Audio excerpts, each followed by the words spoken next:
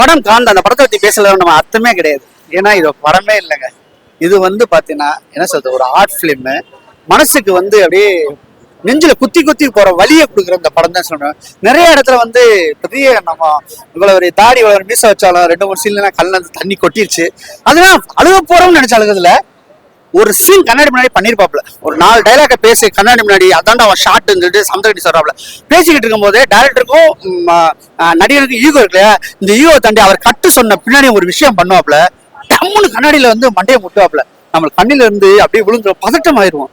ஏன்னா இவன் அந்த சீனையே சொல்லலையே, நீ கண்ணாடி முன்னாடி பார்த்து கண்ணாடியை பார்த்து பேசுறது டைலாக், அதுக்கு பின்னாடி இந்த ஈகோல போய் பண்றது உதறிச்சு, கைகாலெல்லாம் உதறிச்சு. உண்மையிலேயே சொல்றேன், உதறிச்சு.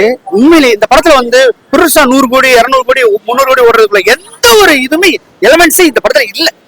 ஒரு பயங்கரமான ஒரு அருமையான பொண்ணு போட்டா கூட ஒரு பயங்கரமான கிளாமர் சாங், ஒரு 2K கிட்ஸ் பிடிக்கிற மாதிரி அந்த ஷாரா இவங்களெல்லாம் போட்டு ஒரு சீன் பண்ணியிருக்கோம், எதுவுமே கிடையாது. படத்துல ஒரு ஈகோக்கும் டேரக்டருக்கும் நடக்கிற பிரச்சனை, அதை எந்த அளவுக்கு சுவாரஸ்யமா பண்ண முடியுமோ அந்த சுவாரஸ்யமா பண்ணியிருக்காங்க. என்ன பொறுத்தவரை ஃபர்ஸ்ட் ஹாஃப் வந்து நல்லா ஃபாஸ்டா போச்சு, செகண்ட் ஹாஃப் ரொம்ப ஸ்லோவா போச்சு. ஏன்னா ராவான விஷயங்கள் பண்ணியிருக்காங்க. ஒரு 20 மினிட்ஸ் கட் பண்ணியிருந்தாங்கன்னா பட்டா எதிர் அடிக்கும். நீங்க சொன்ன அந்த 100 கோடி நான் சொல்லியிருப்பேன். அடிக்கணும்னு நினைச்சுக்கிட்டு இருக்கவங்களுக்கும் நான் தான் அடிக்கணும்னு சொல்றவனும் இந்த படத்தை அவசியம் பார்க்கணும்.